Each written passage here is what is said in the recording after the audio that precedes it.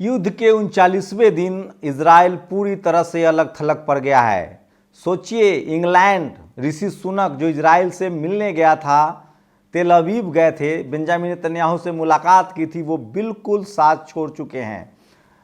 सबूत यह है कि ऋषि सुनक ने अपने गृह मंत्री को बर्खास्त कर दिया है, जो भारतीय मूल की थीं और वो इस्लामी फोबिया से ग्रसित थीं। वहीं ये तस्वीर देखिए कि यूके के एमपी ने ट्वीट किया है, जहां लाखों की भीड़ है, 10 लाख लोग जुटे थे और उसके बाद इंग्लैंड के गृह मंत्री को बर्खास्त कर दिया उस ऋषि सुनक ने, जिसे भारत के भक्त अपना जीजा जी कहते हैं, क्योंकि वो नारायण मूर्ति की बेटी के हस्बैंड है।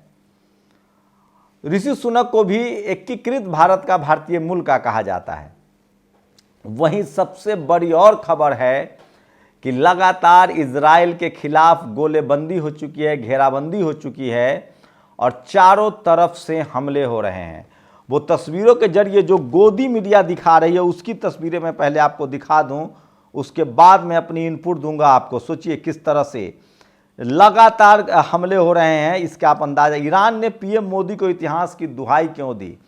ईरान और के बाद प्रधानमंत्री नरेंद्र मोदी ने खुलकर सपोर्ट कर दिया है फिलिस्तीन का। युद्ध के लक्षागृह में फंसे अमेरिका, मुस्लिम देशों ने चली बड़ी चाल। तो सोचिए, रूस अब अमेरिका से बदला ले रहा है और फिलिस्तीन इजराइल का युद्ध जो है वो रूस और अमेरिका का युद्ध बनता जा रहा है।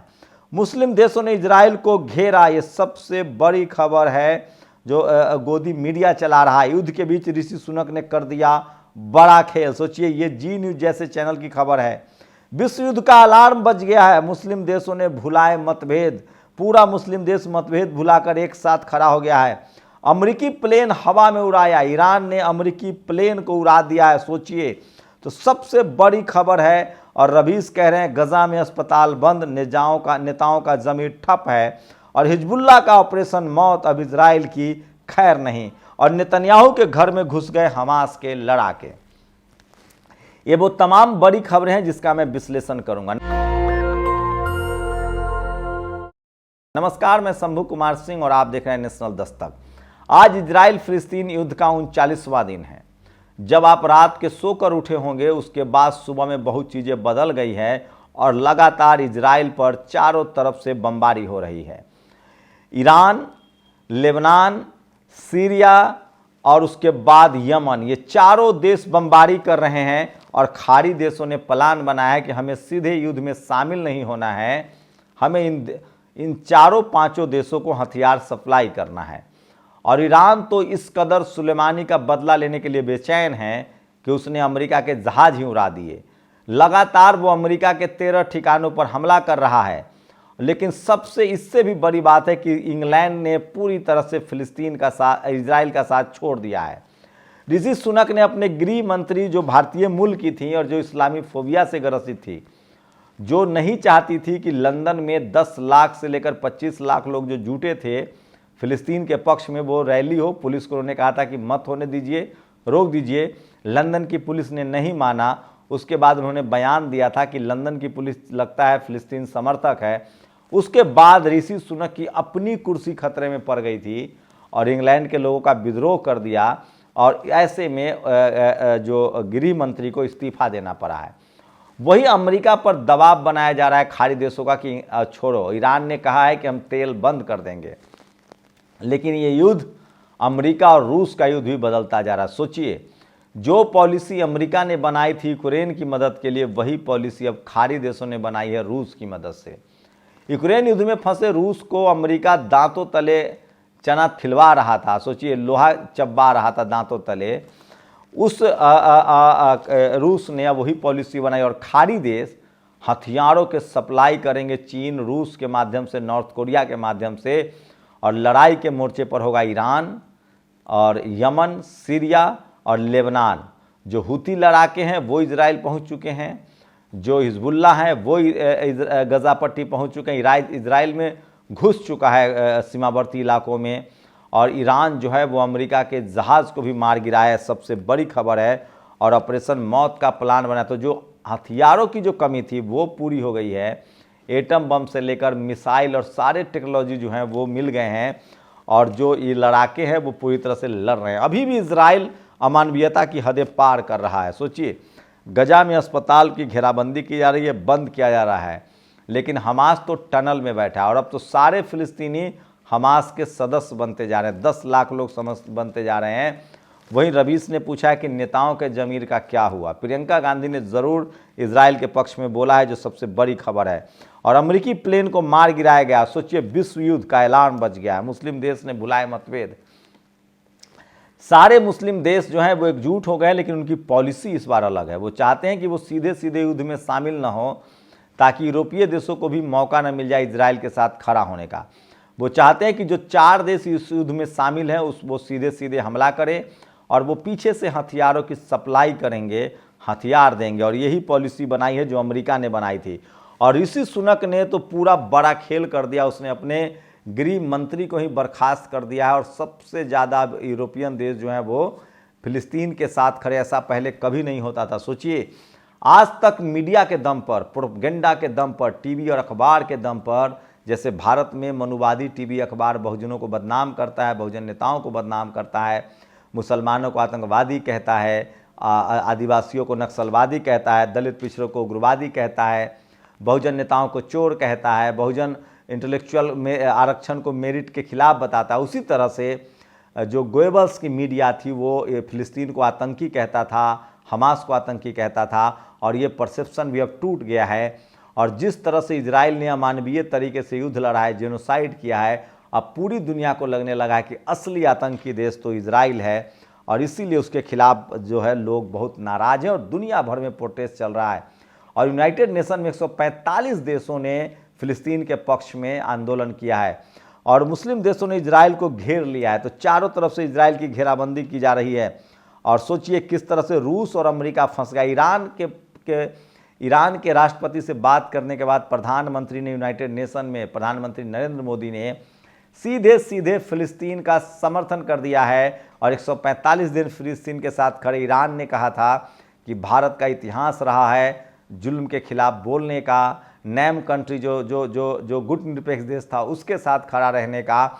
और उसके बाद प्रधानमंत्री नरेंद्र मोदी ने भी स्थिति की नज़ाकत को समझा और उन्होंने बड़ा ऐलान कर दिया कि वो अब सीधे सीधे जो मुस्लिम कंट्री है फिलिस्तीन उसके साथ रहेंगे। और इसका नतीजा है कि अब चीन जो है वो पाकिस्तान से गलबहियाँ कर रहा है, क्योंकि उसके सपनों को, मंसूबों को अब वो सफलता नहीं मिली है।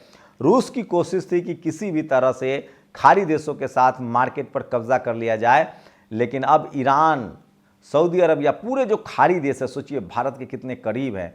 मैं आपको एग्जाम्पल दे रहा हूँ। ठीक जब से फिलिस्तीन और इजराइल का युद्ध है तभी से भारत और पाकिस्तान का कॉन्फ्लिक्ट है। वो 48 में आज़ाद हुए, हम 47 में आज़ाद हुए। लगातार पाकिस्तान भारत में घुसपैठ करता है, आतंकवाद फैलाता है, भारत अपनी सीमा की सुरक्षा करता है। 3-3 बार भारत ने युद्ध में हराया पाकिस्तान को। लास्ट युद्ध करगिल युद्ध में भी हराया, लेकिन आज तक किसी खाड़ी देश ने कोई मीटिंग नहीं की। किसी मुस्लिम देश ने आज तक भारत के खिलाफ एक शब्द नहीं बोला। वो तो कुछ फ्रिंज एलिमेंट जो थे अभी बीजेपी की सरकार में, उनकी वजह से रिश्ते खराब हुए थे, नुपुर शर्मा जैसे लोग को। नहीं तो सोचिए खाड़ी देश का हमारा रिश्ता क्या है। भारत के लाखों लोग, मैं तो कह रहा हूँ करोड़, 1 करोड़ से ज़्यादा होंगे, 3 करोड़ भारत के लोग एनआरआई है, उसमें 1 से 2 करोड़ लोग तो बाकायदा खाड़ी देशों में काम करते हैं और भारत की मुद्रा, जो विदेशी भंडार है, मुद्रा भंडार, उसको मजबूत करते हैं। खाड़ी देशों में काम करने वाले भारत के जो लोग हैं उसमें ज़्यादातर मजदूर हैं, SC ST OBC और कुछ संपन्न लोग, अपर जनरल कैटेगरी के लोग हैं। वहाँ जाके बसते नहीं हैं, यहाँ पैसा भेजते हैं, भारत की मुद्रा, विदेशी मुद्रा भंडार को बढ़ाते हैं। जबकि यूरोप, अमेरिका जाने वाले लोग वहीं बस जाते हैं, यहाँ से बेच के संपत्ति वहाँ ले जाते हैं। और कुछ भगोड़े तो शिफ्ट हो गए हैं अमेरिका और इंग्लैंड और न जाने कहाँ कहाँ। लेकिन भारत के जो बहुजन समाज है, जो SC ST OBC किसान जातियाँ हैं, वो विदेश जाता है, कमाता है और भारत पैसे भेजता है। और इस वजह से भारत के रिश्ते बहुत प्रगाढ़ हैं। और भारत निर्यातक है खाड़ी देशों में, पानी, दवाई, खाना, ये सारा जो बीफ जो रिवॉल्यूशन है, पिंक रिवॉल्यूशन मोदी जी का, इसमें फिश से लेकर तमाम चीज़ एक्सपोर्ट की जाती है। तो सोचिए किस तरह से भारत के इतने अच्छे रिश्ते रहे और आज तक खाड़ी देश कभी भारत के खिलाफ चू नहीं बोला, भारत के खिलाफ खड़ा नहीं हुआ। और भारत से इतने अच्छे रिश्ते हैं, दोस्ताना रिश्ते हैं कि आप कल्पना नहीं कर सकते हैं। और उसके भारत के साथ सबसे ज़्यादा मजबूत रिश्ते हैं, चाहे ईरान हो, चाहे सऊदी अरेबिया हो, चाहे कतर हो।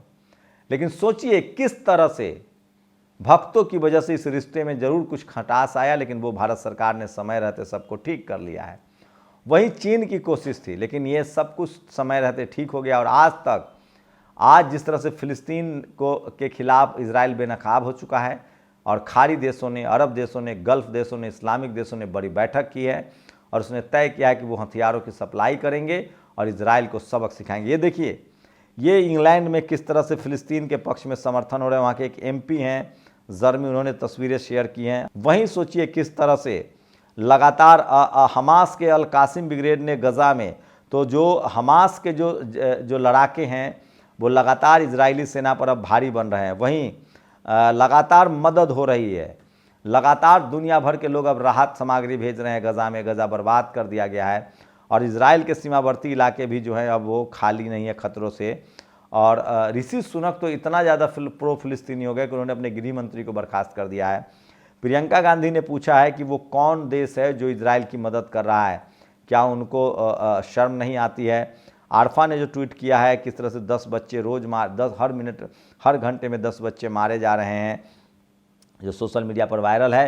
तो युद्ध के 39वां दिन अब इजराइल की बर्बादी शुरू है और उस हर 10 मिनट में एक बच्चे की मौत हो रही है।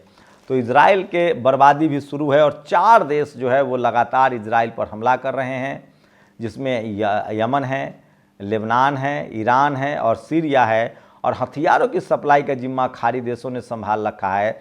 और अब सबसे बड़ा अपडेट है कि पूरा यूरोप अमेरिका का इजराइल का साथ छोड़ चुका है।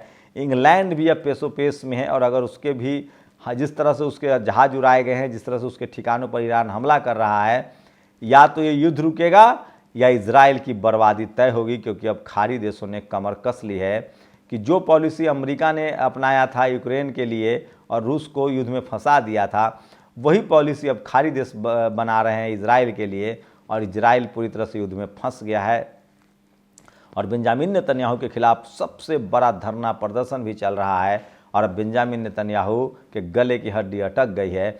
और सोचिए, इंग्लैंड ने साथ छोड़ दिया है। इंग्लैंड, ऋषि सुनक दूसरे प्रधानमंत्री थे जो पहुँचे थे युद्ध के दौरान, इजराइल पहुँचे थे, तेल अवीव पहुँचे थे। जो बिडेन के भी खिलाफ बड़ा धरना प्रदर्शन हो रहा है, उनकी पार्टी ने भी साथ छोड़ दिया है और देर सवेर अमरीकी हितों की रक्षा के लिए वो जरूर छोड़ देंगे। वहीं चीन के मंसूबे पर पानी फिर गया, इसलिए वो पाकिस्तान के साथ समुद्र में युद्धाभ्यास कर रहा है। भारत सरकार ने खुलकर अब यूनाइटेड नेशन में फिलिस्तीन का साथ दिया है और राहत के लिए बड़ा खेप भी वो पहले भेज चुका है। तो ये सबसे बड़ी अपडेट थी। लेकिन चारों तरफ से बमबारी हो रही है घेर के और इजराइल के सीमावर्ती इलाकों के जितने निवासी हैं उन सबको निकाला जा रहा है। और जैसे जैसे हथियारों की सप्लाई बढ़ेगी हमास को, हिजबुल्लाह को, हूती को, सीरिया को, वैसे वैसे इजराइल पर बमबारी और बढ़ेगी और अब बर्बादी के कगार पर इजराइल भी पहुंच गया है। आप लोग अपनी प्रतिक्रिया जरूर दीजिए। शुक्रिया। नेशनल दस्तक की आपसे गुजारिश है कि अगर इसको बचाना चाहते हैं तो नेशनल दस्तक को सब्सक्राइब करने के लिए रेड कलर के सब्सक्राइब बटन को दबाएं, फिर बेल आइकन की घंटी दबाएं। नेशनल दस्तक को बचाने के लिए बहुत जरूरी है कि हर खबर को शेयर करें, लाइक करें, कमेंट जरूर करें।